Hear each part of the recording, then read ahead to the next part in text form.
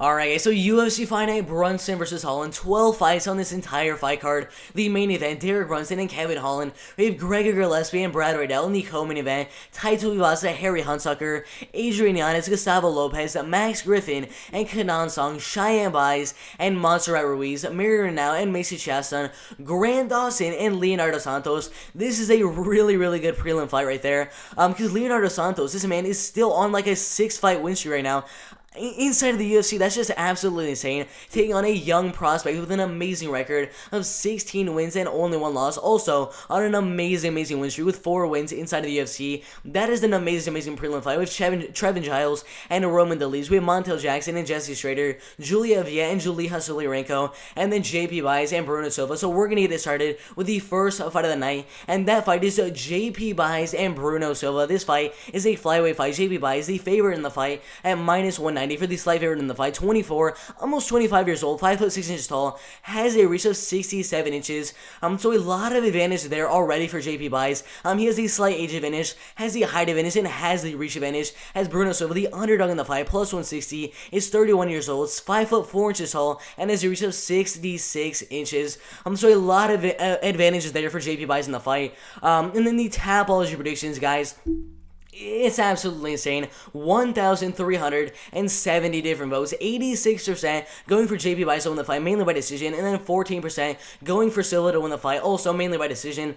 I think most likely the fight's going to go all the way, but JP Buys, I'm going to say it right now, he has finished every single one of his fights that he's been in, and those 2 losses on his record, he's 9-2, right? Those 2 losses on his record are also finishes. So every single one of these, look, guillotine, ground and pound TKO, 4th round TKO, 3rd round knockout, 1st round guillotine, 2nd round TKO, 1st round triangle, 2nd round knockout, 1st round rear naked, 1st round rear naked, 1st round naked.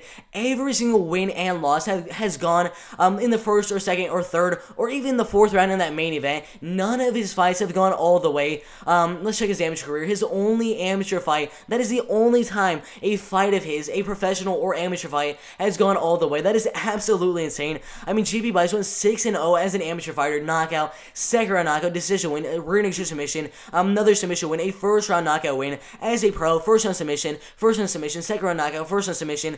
I mean, this dude's an absolute beast. His only loss inside of Dana White's contender series to Joby Sanchez, and this one earlier in his career, he lost that one by 2nd round TKO, but since that loss on Dana White's contender series in 2017, I mean, he's looked really good. 1st round mounted guillotine choke submission, 3rd round knockout, 4th round knockout, 1st round TKO inside of the LFA, and then a 1st round guillotine inside of the Dana White's contender series over Jacob Silva.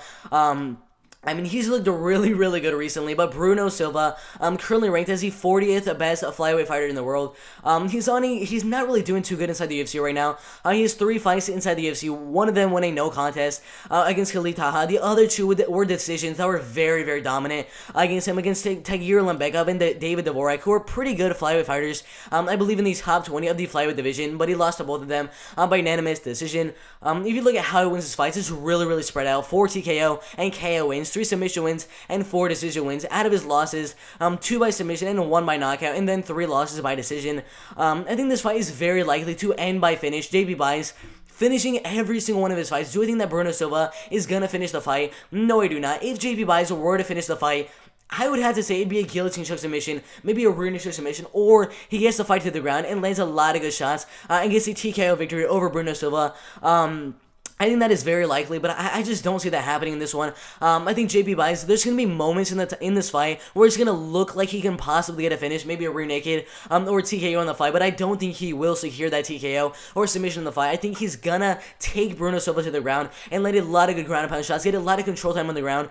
And once the fight gets back on the feet, I think they're pretty even in the striking game, the grappling game. I give the edge to JP Buys because he has a lot of control time under his belt, a lot of ground and pound, a lot of control time.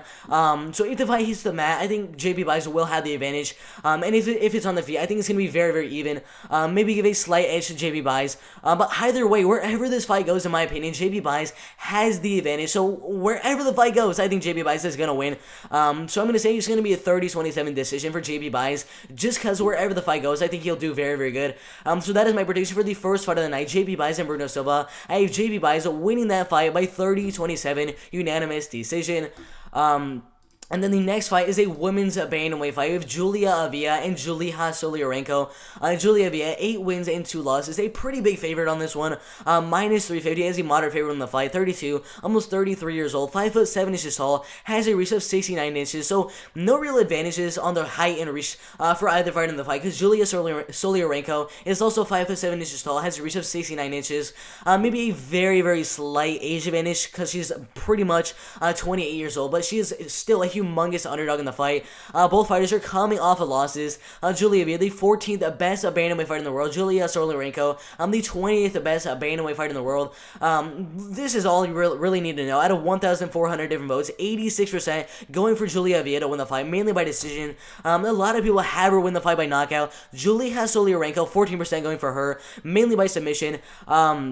I think if Julia Soliarenko is going to win the fight, it would be to take the fight to the ground, kind of control it there, go for submissions, get a lot of control time, let some good ground and pound. I kind of soften her up on the ground and get her rear naked, get an armbar submission, do something like that to win the fight against Julia Avila.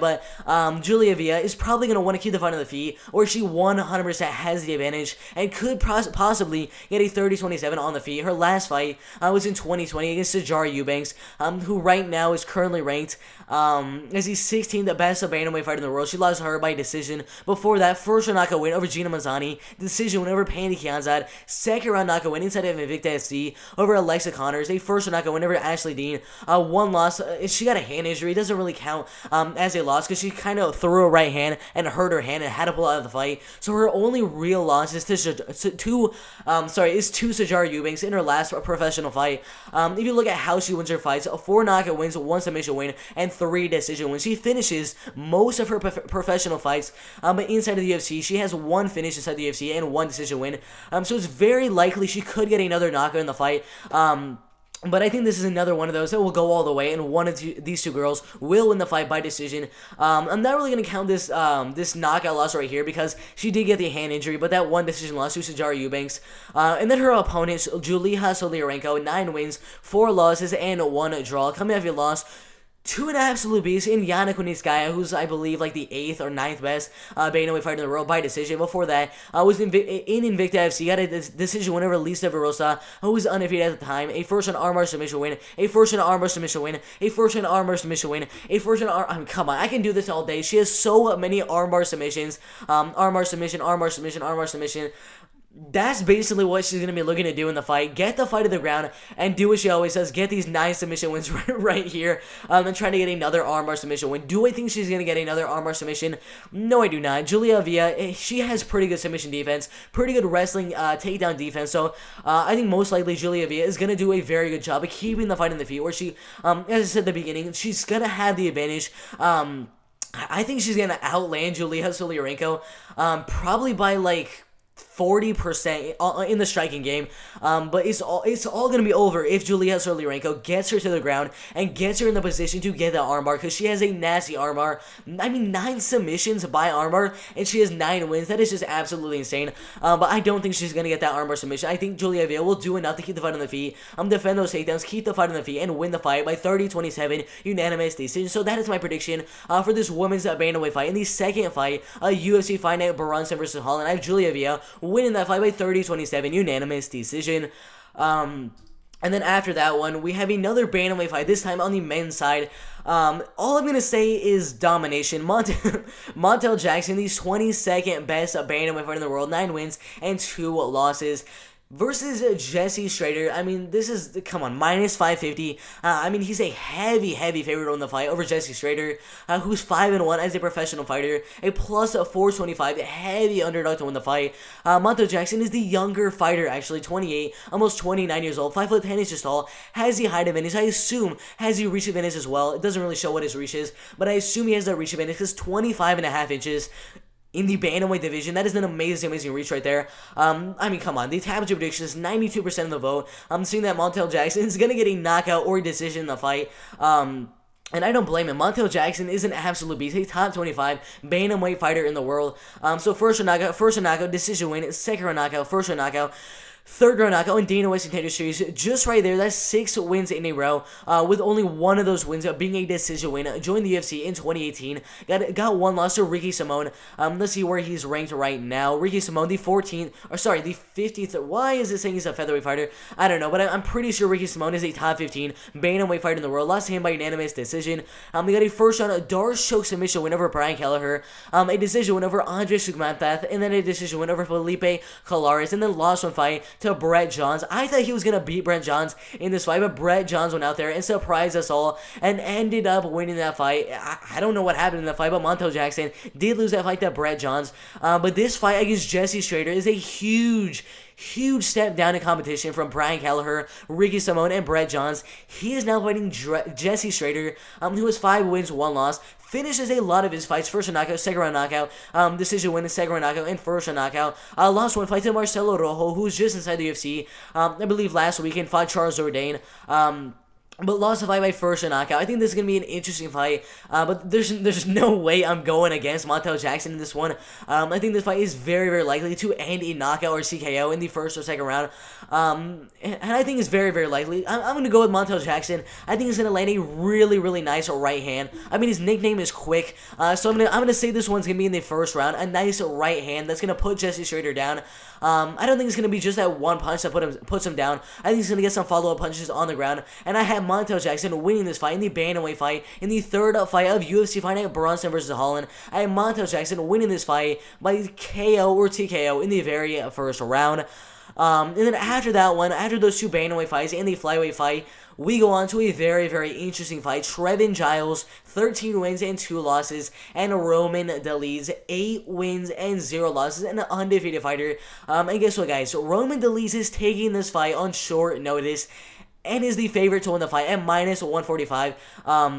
Let's see, who is Trevin Giles supposed to fight? Driscoll du Plessis. They betting us for that fight. Not really sure what they are, but Driscoll du Plessis was the favorite to win the fight, and now he's fighting Roman Dolidze on short notice. That could definitely play a factor in the fight, but Roman Dolidze is moving down from the light heavyweight to the middleweight division. I think he is 100% going to have the size advantage in the fight. He's the favorite. He's 32.5 years old, 6 foot 2 inches tall, and has an amazing reach of 76 inches. So a lot of advantages there, except for maybe the age advantage.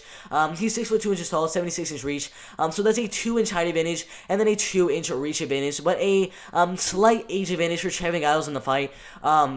The tabloid predictions, I think this is a little bit rough for Trevin Giles, considering that Roman Dolidze is taking this fight on short notice. 80% going for Roman Dolidze to win the fight, maybe mostly by KO and TKO, and that makes perfect sense. So Roman Dolidze loves to finish his fights. 4 knockout wins, 3 submission wins, and 1 decision win. His only fight that went all the way was against John Allen. His last fight, that was a split decision in a very, very close fight. That was the only one that went all the way. Let's check the losses. Oh wait, there are literally no losses from Roman Dolidze. He's an undefeated 8-0 professional fighter. Absolutely insane. Trevin Giles, 13 wins and 2 losses. Coming off a third round knockout win over Bavon Lewis in absolute domination. And then a decision win over James Cross, an amazing striker in the welterweight and middleweight division.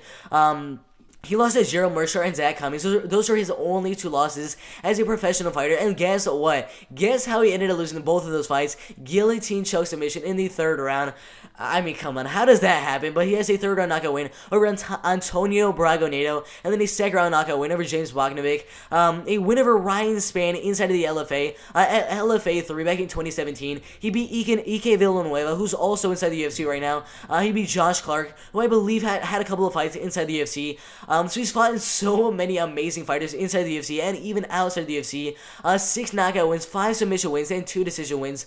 His losses, let's see, both by submission, guillotine choke submission in the third round. This is one where it's really, really close. Trevin Giles is not taking this fight on short notice. Roman Dolidze is the one that is taking this fight on short notice. Doesn't have much time to prepare for the fight. He's a light heavyweight fighter, and it's going to be really rough for him to move down from the light heavyweight onto the middleweight division on short notice. That is a tough task to do, considering it was pretty tough for him to get down to the light heavyweight division, and now it's going to be even tougher for him to get down to the middleweight division. Man, this is going to be a close one. I think this one is going to be a striking battle between both of these fighters. Roman Dolidze, in my opinion, might have the power advantage, but does he have the endurance that Trevin Giles does, and does he have that wrestling and submission background that Trevin Giles does? Because Trevin Giles has a lot of submissions under his belt. I forgot how much. 5 submission wins on his record so far. So guess what, guys? I'm going with the underdog in Trevin Giles to win the fight.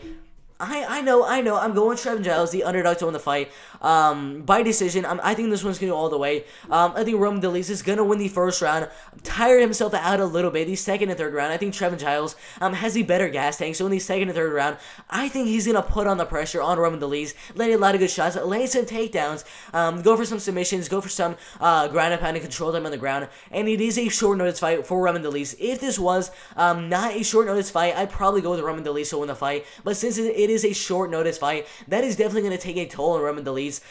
In his cardio, it's gonna take definitely gonna take a toll on his cardio in the fight. So Trevin Giles is just gonna have that cardio advantage in the second and third round. He has the grappling advantage, the wrestling advantage, in my opinion. Roman Dolidze, the thing he needs to do out there is go out there in the first round and land a nice shot to the jaw of Trevin Giles and get a knockout. If he does that, that's the way he needs to win the fight. But if Trevin Giles gets past that first round, I think Trevin Giles will win the fight by 29-28 unanimous decision.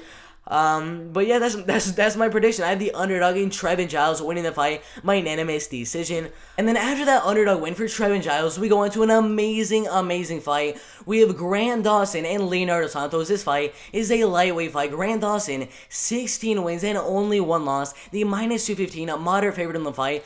He's 27 years old, 5'10" inches tall, has a reach of 72 inches. Leonardo Santos, the 23rd best lightweight fighter in the world, 18 wins, 3 losses, and 1 draw. The underdog in the fight. He is 41 years old, 6 foot tall, so a slight height advantage there, and 75-inch reach. A nice reach advantage for Leonardo Santos in the fight. And guys, Leonardo Santos, he is the underdog in the fight. All these established predictions are going for Grant Dawson to win the fight because he is an absolute beast. But Leonardo Santos, even at 41 years of age, I mean, he's an absolute beast. Joined the UFC. Let's see when he joined the UFC in 2013. Won on the Ultimate Fighter. Won 3 straight fights. Beat Thiago Santos. Fought Santiago Ponzinibbio. Lost that fight. Joined the UFC in 2013. Second round submission. Got a draw. A decision win. A second round rear naked submission win over Anthony Rocco Martin. A first round knockout over Kevin Lee. A decision win over Adriano Martins. A first round knockout win over Stevie Ray. And then a decision win over Roman Bagatov. I mean, dude, this dude is an absolute beast. 41 years old, beating an undefeated fighter, beating Kevin Lee, Anthony Rocco Martin. That is just absolutely insane. He has 9 submission wins, 4 knockout and TKO wins, 7 decision wins. Out of his losses, 2 of them coming by decision and 1 loss coming by knockout. I mean, Leonardo Santos is a force to be reckoned with, especially at 41 years of age. That is just absolutely insane. Grant Dawson, 16 wins and only 1 loss. Coming off of 4 straight wins inside the UFC over Nat Narimani, Derek Minner, and Mike Trajano, and then Julian Erosa. Decision win, a rear naked submission win, rear naked submission win, and then a decision win. All really good wins inside of the UFC. He beat Adrian Diaz by second round, a rear naked submission on Dana White's Hitter Series. His only professional loss coming to Hugh Pulley by first round knockout. Everything else looks really good. I mean, 11 submission wins, 3 knockout wins, and 2 decision wins. That is amazing. This is going to be an amazing fight. I think the striking in this fight, I'd probably give a slight edge to Leonardo Santos. Usually in his fights, he does tend to have the striking advantage. I mean, getting a first knockout win over Stevie Ray, a really good striker. A knockout win over Kevin Lee. I mean, that's all I really need to say to show you that he's a very good striker. But Grant Dawson, in my opinion, has the grappling advantage. But Leonardo Santos also has some really good grappling himself. So this is a tougher prediction for me, but he is 41 years old. Grant Dawson is in the prime of his career, 27 years old. The grappling, I'd probably give a very slight advantage to Grant Dawson. He looks really good in his last couple of fights with Nat Armani, Derek Minner, Mike Trajano, and Julian Erosa. I think the first thing Grant Dawson is gonna look to do in the fight is to take the fight to the ground, go for some submission, some ground and pound, try to get a TKO, try to get a submission, get a lot of control time on the ground, and that's the main way I see Grant Dawson winning the fight. But the main way I see Leonardo Santos winning the fight, if he does win the fight, would just be to keep the fight on the feet and try to get a knockout in the fight, or just to keep the fight on the feet and try to win a 29-28 really close striking performance. I mean, if you're out striking Kevin Lee, you can definitely out outstrike Grant Dawson, but Grant Dawson, amazing grappling and wrestling, so I think that's going to be a little bit too much for Leonardo Santos, that grappling from Grant Dawson, but 100% do not count out Leonardo Santos. Amazing striking for a 41-year-old. In the lightweight division, one of the most competitive divisions inside the UFC. Overall, I'm going with Grant Dawson to win the fight by decision in a really close fight, 29-28, unanimous decision for Grant Dawson in the fight. That's going to be a very interesting fight. I cannot wait to see what happens, but definitely had Grant Dawson winning that one by 29-28, unanimous decision. And then we go to the last fight on the prelims, Marion Reneau and Macy Chancellor. This fight was supposed to happen a couple of other times. Let's see right now. It got canceled in 2021, back in February. Not really sure why it got canceled, but now, here in March, at March 20th, on this amazing UFC fight at Brunson vs. Holland fight card, this bantamweight fight is going to take place. Marion Reneau on a 3-fight losing streak to Raquel Pennington by decision, Yana Kunitskaya by decision, and Kat Zingano by decision. She is the underdog in the fight, 43, almost 44 years old. 5'6" tall, and has reached 68 inches. Macy Chancellor, the minus 215 moderate favorite in the fight, has the age advantage, has the height advantage, has the reach advantage, doesn't have the experience advantage that Marion Reneau does, because she's fought a lot of really good fighters, like Sarah McMahon, Kat Zingano, Yana Kunitskaya, Raquel Pennington, Ashley Evans-Smith, Holly Holm, Jessica Andrade. I mean, she's fought the who's who of the bantamweight division. She has 5 knockout wins, 3 submission wins, and only one of her fights has gone all the way, and she won that one by decision. Out of her losses, every single one of her losses has gone all the way, and she lost all those by unanimous decision. Her opponent, Macy Chancellor, she's a very lengthy fighter. If she keeps fighting the feet, she could win the fight. She has really nasty knees in the clinch and has really good elbows. That's going to be a huge advantage for her in this fight right here. She beat Shayna Young in her last fight by decision. Her only professional loss to Lena Landsberg by decision. First round knockout win over Gina Manzani. Second round knockout win over Sarah Moras. Second round submission win over Pandy Kianzad. Was on the Ultimate Fighter Season 28. First round knockout win. And then first round knockout win. I mean, she's looking really good inside the UFC right now. 8 wins at... If you include those Ultimate Fighter wins, so 4 knockout wins, 2 submission wins, and 2 decision wins, or only 1 loss coming by decision. Honestly, I see Marion Reneau going for some takedowns in the fight, possibly getting 1, maybe 2 takedowns in the fight. But Macy Chancellor, I mean, Marion Reneau has to worry about it because she has those amazing knees. So even if Marion Reneau goes for those takedowns, she could literally just pop up a knee and catch Marion Reneau and maybe knock her out with one of those knees in the fight. Do I think we're going to see a knockout from Macy Chancellor due to one of those knees? It is very possible. Do I think that's going to happen? No, I do not. I think this one's going to go all the way, kind of like these people are saying. I don't think it's 87% to 13%. I think this fight is a lot closer than people seem to think it is, because Marion Reneau, she's a veteran fighter on this UFC roster, fought some amazing competition, has a really good right hand, has a lot of power in her hands, a lot of good wrestling, a lot of good grappling, but overall, Macy Chancellor has a better striking, a pretty good takedown defense, so I think this fight is going to stay on the feet for the most part until Marion Reneau gets some takedowns in the fight, but overall, it's going to stay on the feet, and I am Macy Chancellor keeping the fight on the feet, landing a lot of good elbows, a lot of good knees to the body and to the head, using that reach and height advantage to landing a lot of good shots in the fight, and she can literally just jab Marion Reneau in this whole entire fight, and win the fight by decision, and that's exactly what I think is going to happen. I have Macy Chancellor winning this fight in the last fight of the prelims at UFC Fight Night Brunson vs. Holland. I have Macy Chancellor winning this fight by 30-27, maybe even a 29-28 unanimous decision over Marion Reneau in this fight. So after that, we go to the main card of UFC Fight Night, Brunson versus Holland. I'm going to say it right now, domination. Cheyenne Buys and Montserrat Ruiz. Domination. Minus 360 moderate favorite right here for Cheyenne Buys. 5 wins, 1 loss, 25.5 years old, 5'3" tall, has an amazing reach. She has the reach advantage, she has the height advantage, she has the age advantage. She doesn't have the experience advantage, but she does have the advantage in that Montserrat Ruiz is taking this fight on short notice. Let's see, Cheyenne Buys was supposed to be fighting Kay Hansen, who I think she probably would have beat. But now she's fighting Montserrat Ruiz. I think that is a little bit of a step down in competition. Montserrat Ruiz, 9 wins and 1 loss. Her only 1 loss coming to Danielle Taylor. Most of her wins inside Invicta FC. First round, a key lock submission win over Janessa Morandin in a main event inside of Invicta FC. Let's see how she wins her fights. 4 decision wins, 3 submission wins, and 2 knockout wins. She might have a pretty good grappling and wrestling background.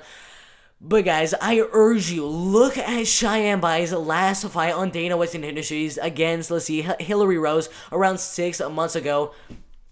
I mean, she looked like one of the best strikers I've ever seen. She's an amazing striker. 75% going for Shea Bais to win the fight. I'm definitely going with Shea Bais in the fight. I mean, her striking is so good. I wish I could show you a video on the UFC website or on the UFC YouTube channel of her striking, because it is absolutely insane. Her last fight, in my opinion, was a 30-26. It was so dominant in the striking game in that fight. But I mean, come on. If she keeps the fight on the feet, she's 100% winning the fight. And I 100% think that Shea Bais is going to keep the fight on the feet and win the fight by 30-27 or even a 30-26 unanimous decision win over Montserrat Ruiz in the fight. That is my prediction. Shea Bais, unanimous decision. And then after that, we have Max Griffin and Kenan Song. Max Griffin has been talking a lot of smack about Kenan Song, saying he's going to destroy him. He doesn't even know who Kenan Song is. 16 wins, 8 losses, and 16 wins and 5 losses. They're both pretty similar on these welterweight rankings, the 51st and 52nd best welterweight fighters in the world. Max Griffin is 35 years old. Kenan Song is 31 years old. A slight height advantage, but not the reach advantage. Max Griffin, 76 inch reach, 5'11" inches tall. Kenan Song, 6 foot tall, and has a reach of 71.5 inches.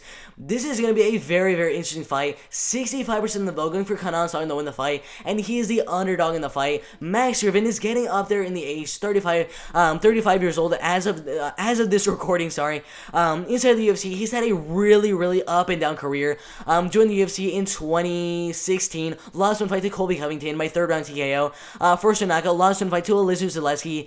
He got a win over Mike Perry. Got 2 losses to Curtis Melender and Thiago Alves.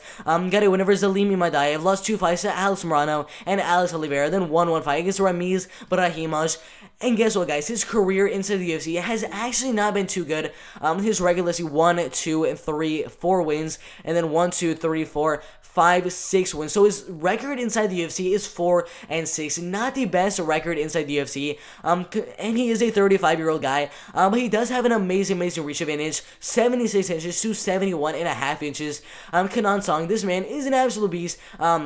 The 51st best welterweight fighter in the world, has a couple of fights inside the UFC. First round knockout win over Bobby Nash in 15 seconds. Second round knockout win over Hector Aldana, an undefeated fighter at the time. Beat Derek Kranz by decision. A first round knockout win over Colin Potter. His only loss inside of the UFC coming to Alex Morano. Lost 2 fights to Brad Rydell, who is literally in the co-main event on this fight card. He fought Israel Adesanya. I mean, how insane is that? Kenan Song fight Israel Adesanya? That is absolutely insane.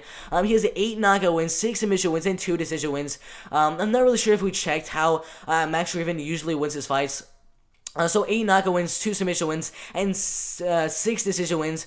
In this fight, I think the striking is going to be very even. Max Griffin can use that reach advantage to win most of these striking exchanges, kind of put out the jab and get a nice right hand every now and then in the fight. But Kenan Song, in my opinion, has a slight wrestling and submission and grappling advantage in the fight. So if he wants to, he can get the fight to the ground.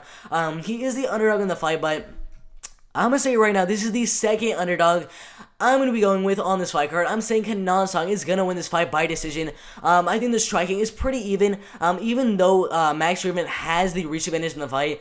Max Griffin has fought a lot of people that have the reach disadvantage in his fights against Alex Morano, Zalimi Madaev, Thiago Alves, Curtis Melender. A lot of these guys have the reach disadvantage against Max Griffin, but they still do really good, and I think that's exactly what's going to happen here. I think Kenan Song is going to go out there and do really good in the striking in this fight, and when he needs to, take the fight to the ground.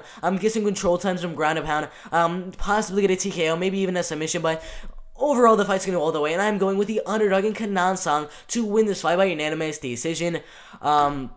And then after that, after the Max Griffin Kenan Song fight, so far, I have Kenan Song winning his fight, Cheyenne Bais winning her fight, Macy Chancellor winning her fight, Grant Dawson winning his fight, Trevin Giles winning his fight, Monto Jackson winning his fight, Julia Villa winning her fight, and then JP Bais winning his fight. And now we go on to an amazing fight right here. I'm gonna say it right now, I have Adrian Diaz winning the fight. This fight is a bantamweight fight. Adrian Diaz and Gustavo Lopez. This fight is a bantamweight fight.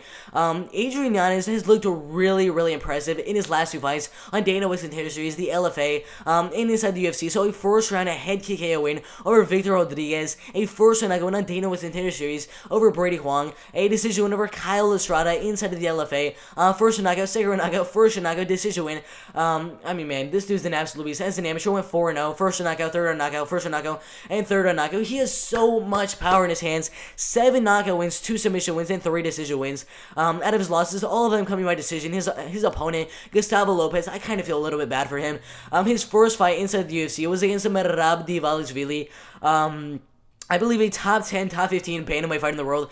I think he got like the wrestling takedown, the record in the bantamweight division. Got like 16 takedowns on Gustavo Lopez in the fight. I really feel bad that was his first fight inside the UFC. But then he fought Anthony Burchik and won the fight by first round of written submission. Very impressive there. If you look at how he wins his fight, 6 wins by submission, 5 wins by KO and TKO, and 1 win by decision.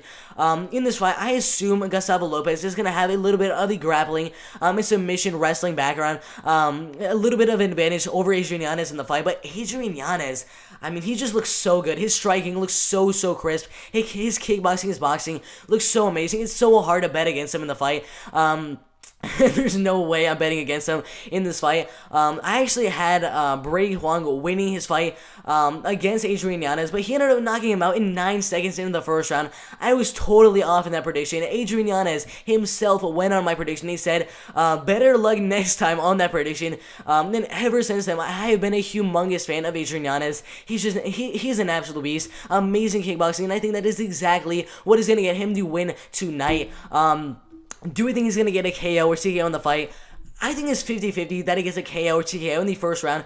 If he does not get the KO or TKO in the first round, I think the fight is going to go all the way. And I have Adrian Diaz winning this fight in his second fight inside the UFC by unanimous decision, 30-27 on all judges' scorecards. So Adrian Diaz by unanimous decision.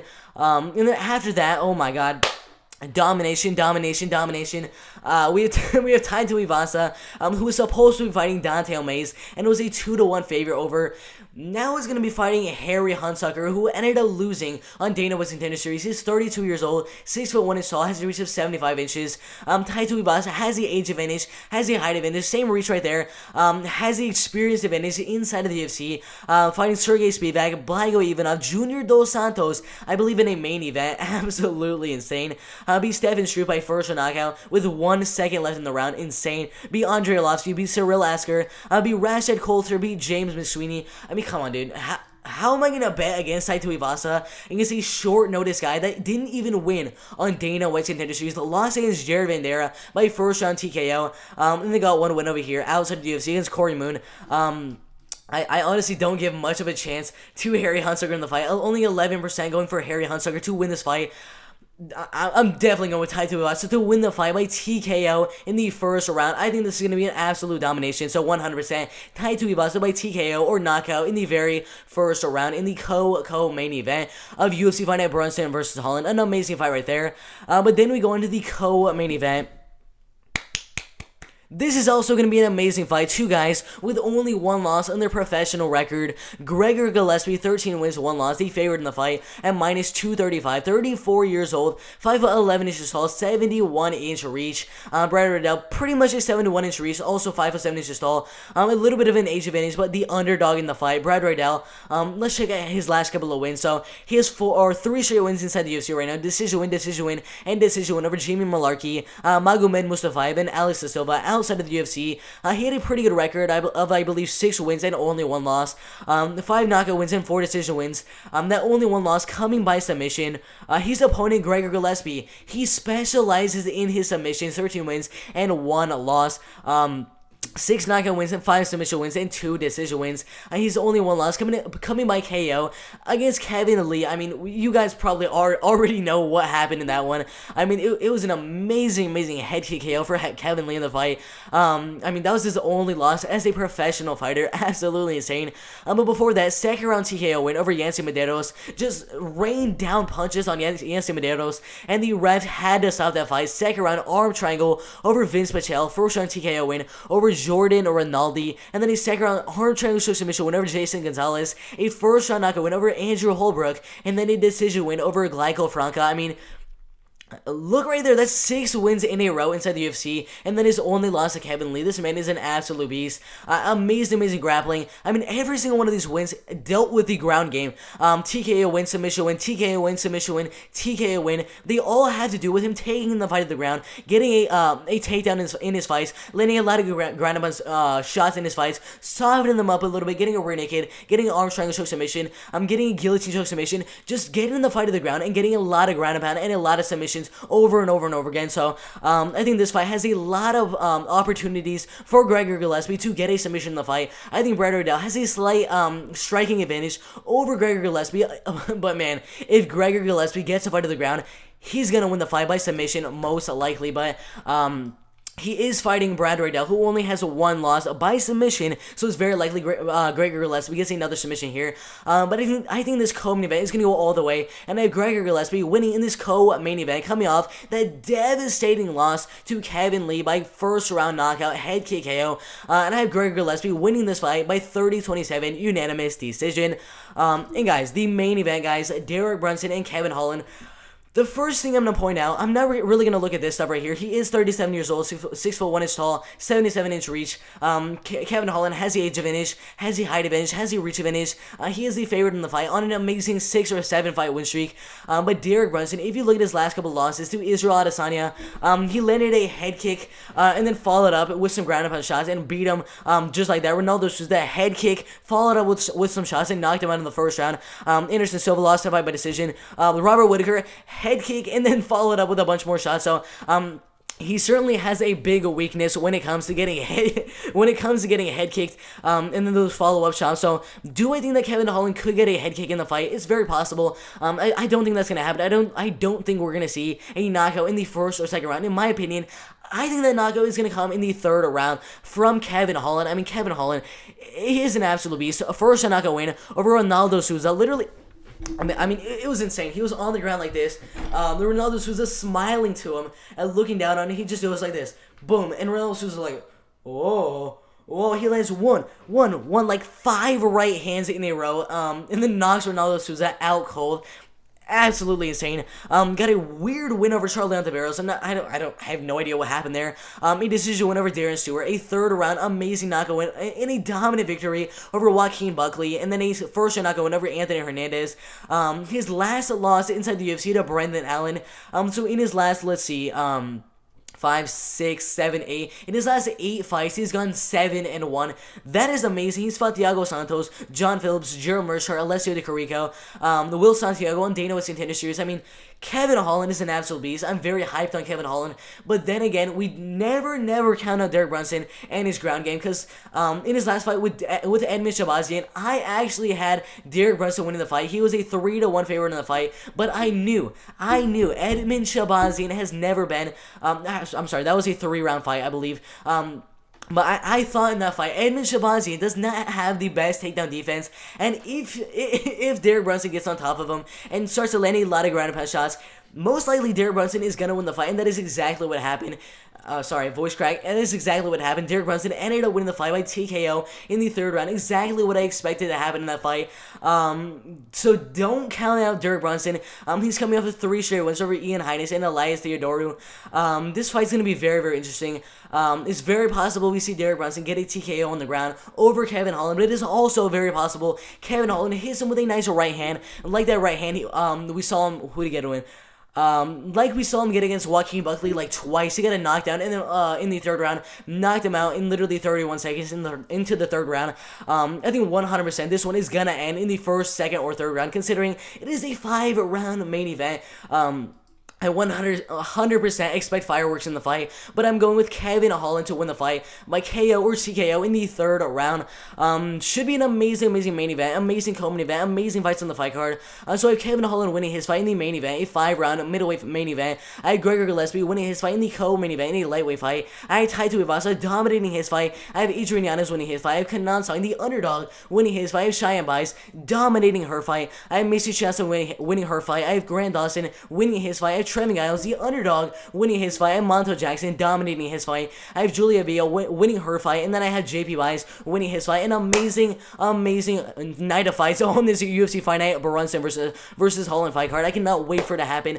But if you guys disagree with any of those predictions, I mean, cool, but just put your predictions in the comment section below. Like the video, subscribe to the channel, turn on those post notifications so you guys don't miss when I post a new video. That'd be absolutely insane.